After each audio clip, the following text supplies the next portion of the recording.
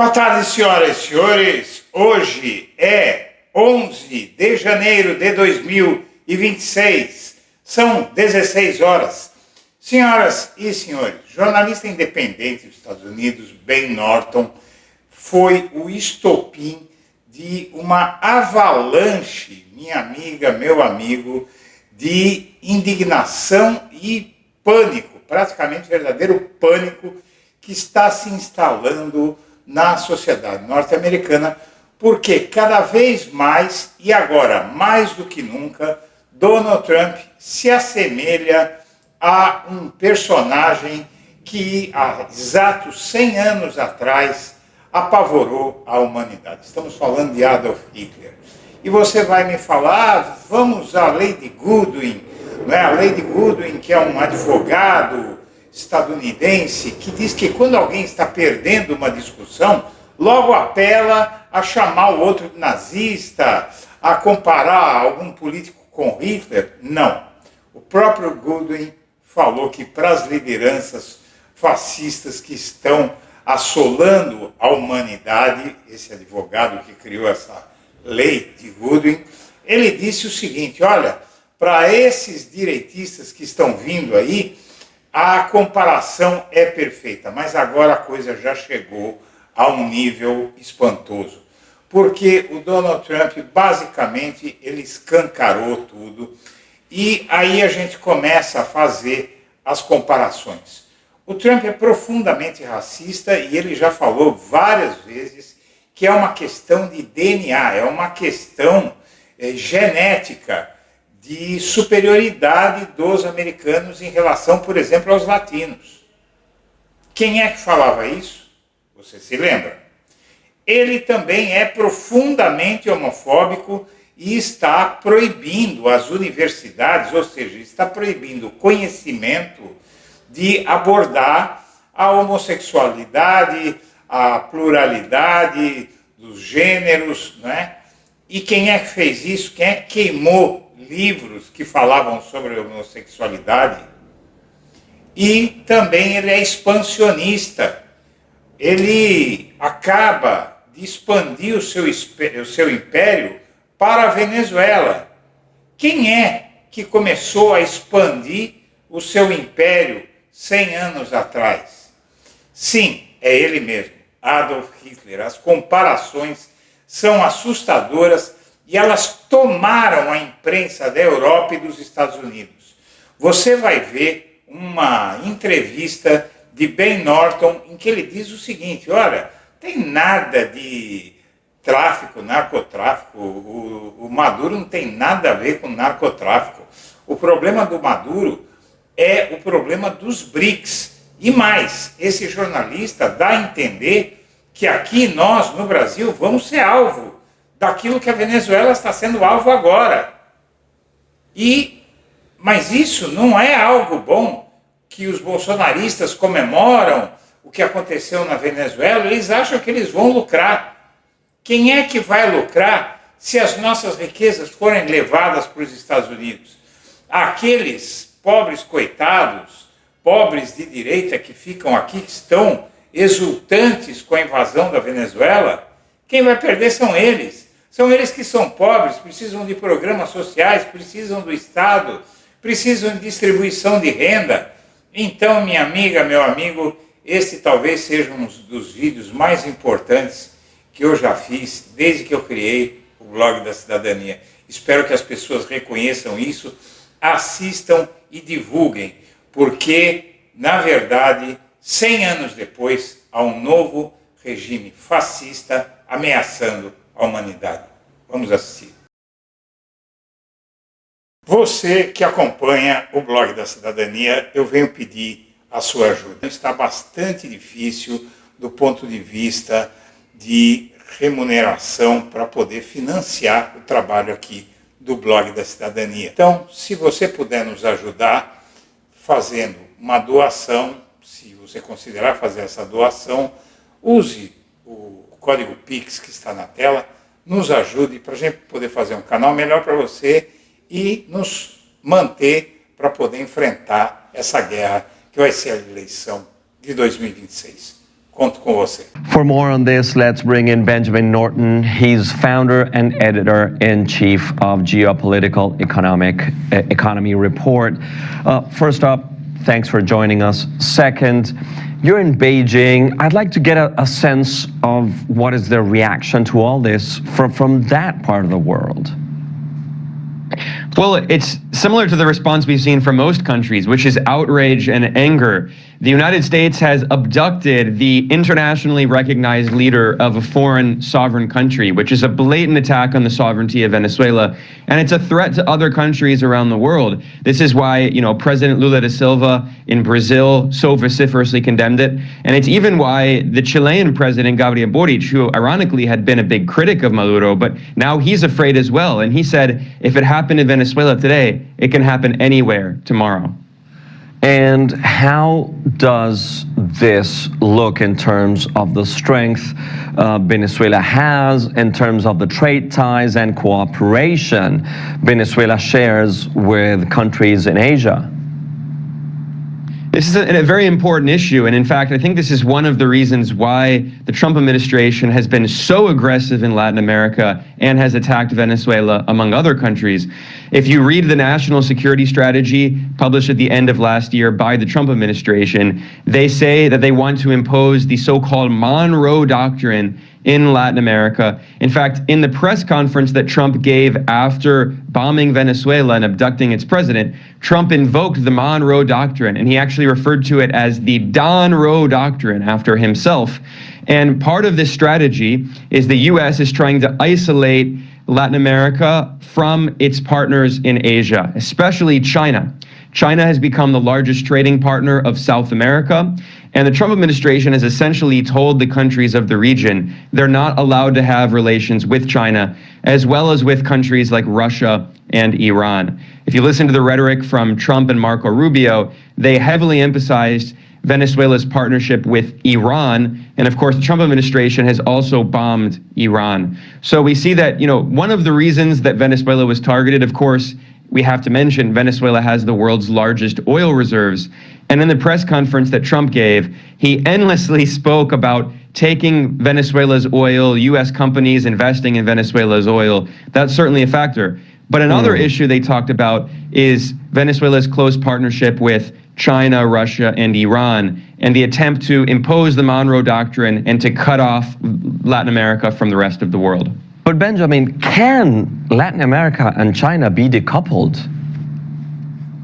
Well, economically, no. I mentioned that China is the largest trading partner of the region when you exclude Mexico, and that partnership economically has been deepening more and more over time. Ironically, economically, the U.S. is actually a competitor with many Latin American countries like Brazil and Argentina, because the U.S. is also a major exporter of agricultural products like soybeans and meat, along with Brazil and Argentina. So these are not complementary economies, whereas China is the biggest importer of many of these goods from Latin America. However, politically, I think the strategy of the Trump administration is they want to politically try to cut off Latin America's relations with China to the extent they can. We've seen, for instance, that Marco Rubio, in the first trip he took abroad as the Secretary of State, he went to Panama and several other Latin American countries, and he pressured Panama to withdraw from China's global infrastructure project, the Belt and Road Initiative. And we're also seeing that in Honduras, a new right-wing pro-Trump president has vowed to cut relations with China. So I think we're going to see the Trump administration politically try to, the first part of the strategy is to politically cut ties with China through blackmail and threats like we see in Venezuela. And then economically, the U.S. wants to slowly decouple, but of course that's going to be very difficult to do. And how can the U.S. explain what happened in Venezuela to its allies in the Indo-Pacific?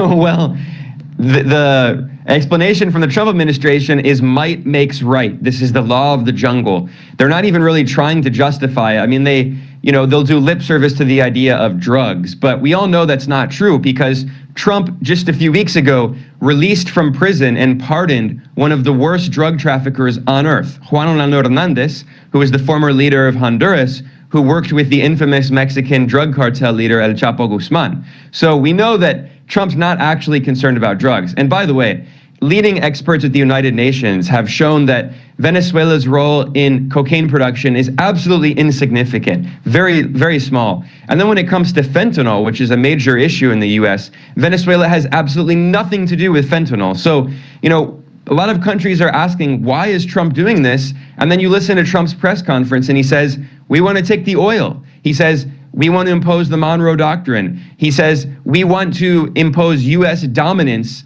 in Latin America. So if you go over to the Pacific, the Asia-Pacific region, you can be sure that a lot of countries are very concerned about what they're seeing, because even longtime US allies of the US are asking, well, wait a second, the US now thinks it can invade any country and abduct any foreign leader it doesn't like. And Trump has also been attacking so-called allies, imposing tariffs on so-called allies. So you can bet that a lot of these countries in the Asia-Pacific are asking, could Trump potentially do the same thing to us? I mean, this is the really dangerous moment in where the message from Washington is that the rule of the order today is the law of the jungle, the rule by the strongest. Benjamin Norton, thanks for your time and for your insights. Great having you.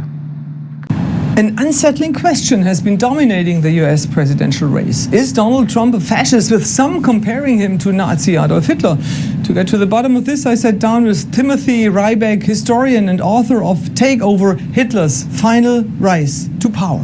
We pledge to you that we will root out the communists, Marxists, fascists, and the radical left thugs that live like vermin within the confines of our country.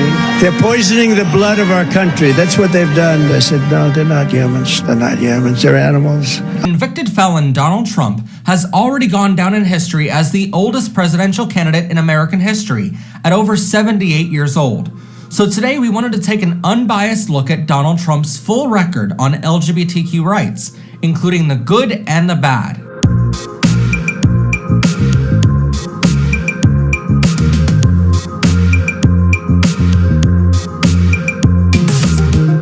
In our previous episode, we took an unbiased look at Kamala Harris, how she has always been a fierce ally of the LGBTQ community and kept her promises to make things better.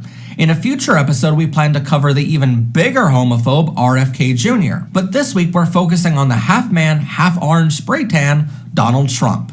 Because last week, my sister relentlessly shared an opinion piece calling Trump an ally of our community to all of my friends and coworkers. She said we should stick to the facts. So much like Donald Trump, she has opinions, and much like CVS Pharmacy, I brought receipts. But just to make this more fun for the rest of us, because let's face it, otherwise this is a homophobic mess of a man, let's make it a game. Donald Trump, you're the only contestant on ally or Nazi. Os Estados Unidos estão em pânico.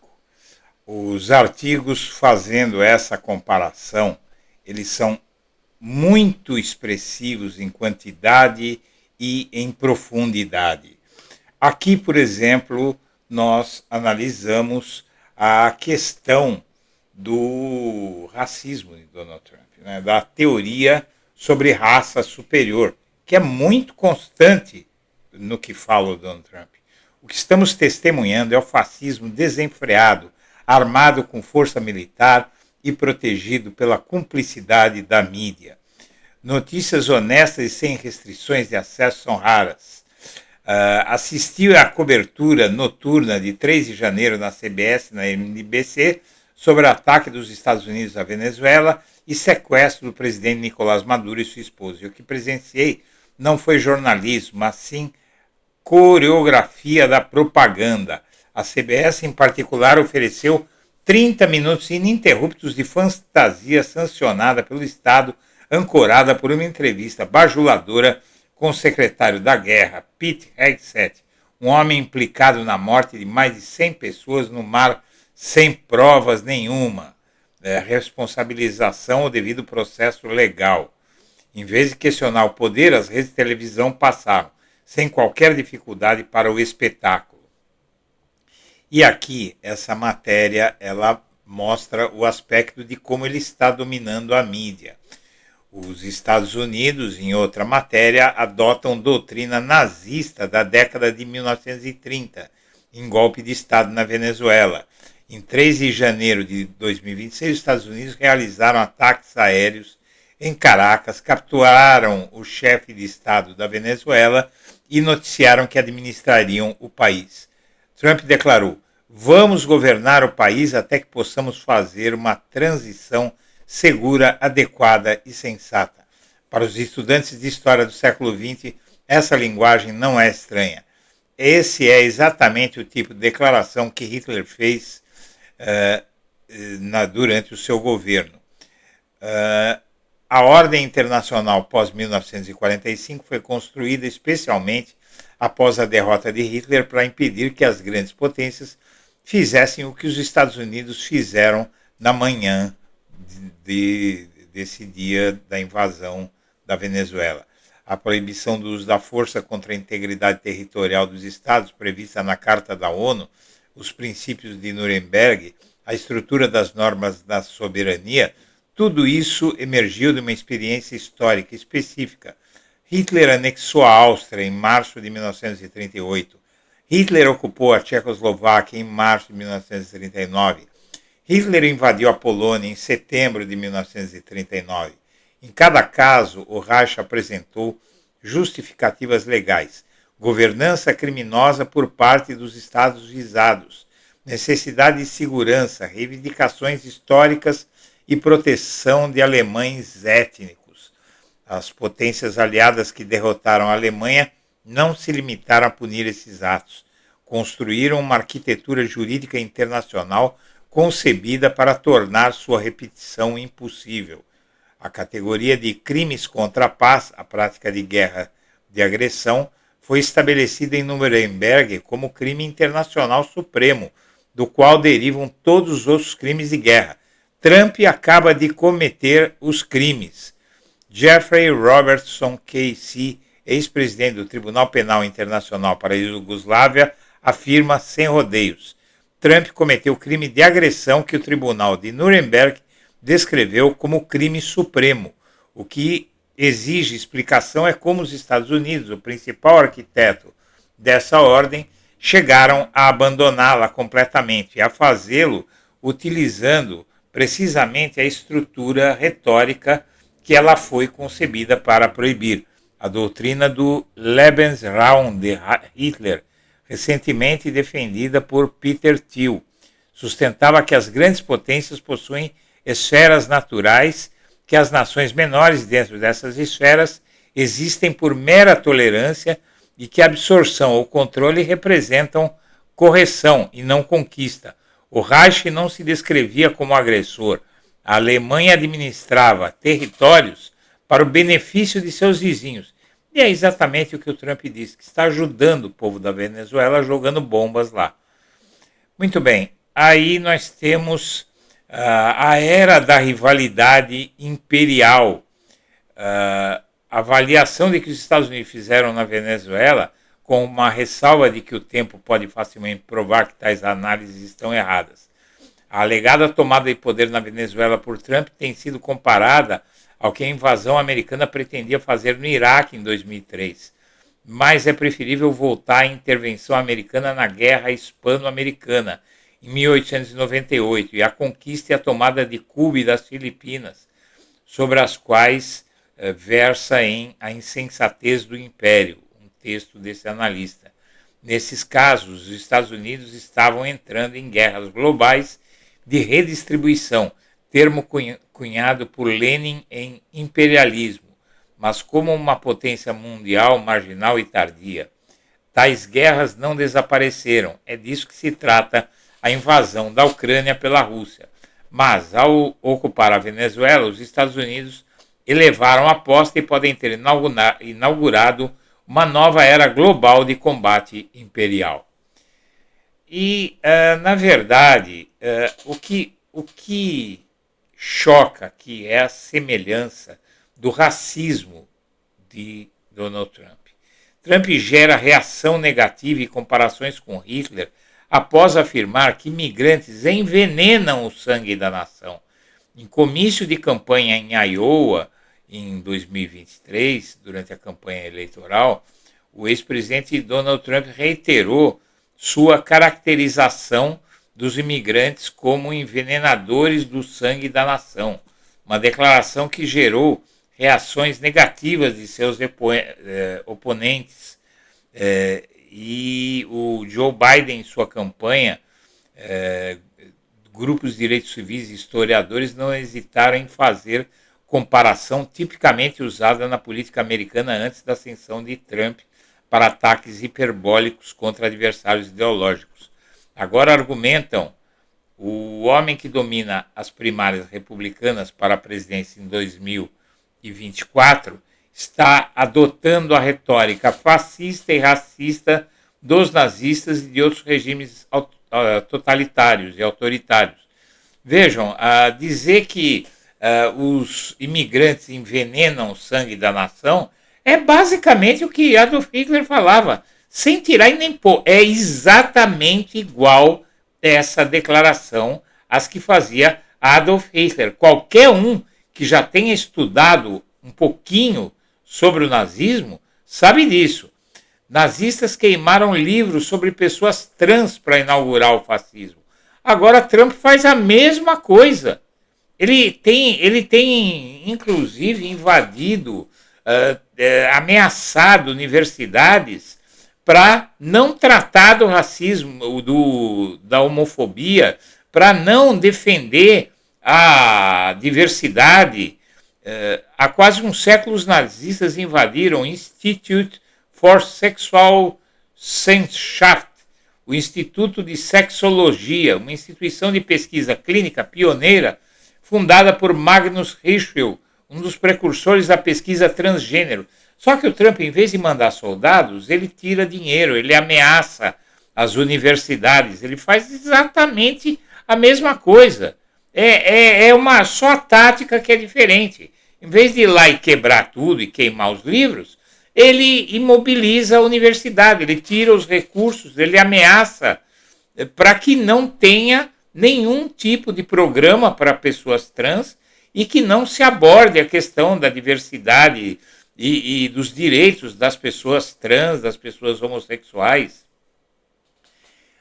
E aqui esse artigo do The Guardian é muito importante, é um dos maiores jornais da Inglaterra, na verdade do Reino Unido, não é só da Inglaterra, que é uma ilha. As comparações entre o ex-presidente e o líder nazista do século XX são controversas, mas um novo livro afirma que eles se assemelham como artistas performáticos políticos. Quando Trump compartilhou um vídeo no qual sonhava com um Reich unificado, caso vencesse a eleição presidencial dos Estados Unidos, ele levou quase o dia inteiro para removê-lo, o mais chocante foi quão previsível isso era. Eu não vou ler todo esse artigo, mas esse artigo ele versa exatamente sobre essa semelhança. Aqui é aquilo que se refere o artigo. Isso aqui é uma crítica da Kamala Harris a uma propaganda que o Trump fez. Nessa propaganda, ele publica um novo anúncio que antecipa um segundo mandato, no qual afirma que criará um Reich unificado, numa alusão à Alemanha nazista. Está aqui, nesta imagem aqui, vamos lá, que você vai ver,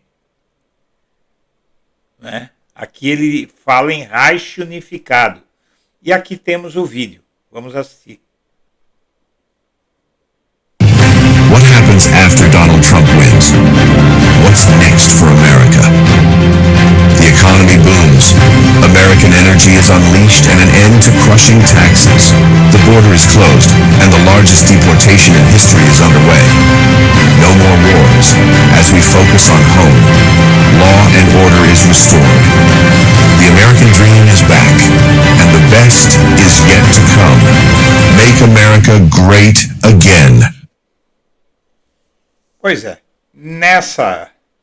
nesse vídeo ele propõe a criação de um Reich unificado. Então vamos ver aqui um curto resumo sobre a ascensão de Adolf Hitler e os paralelos com a política americana atual.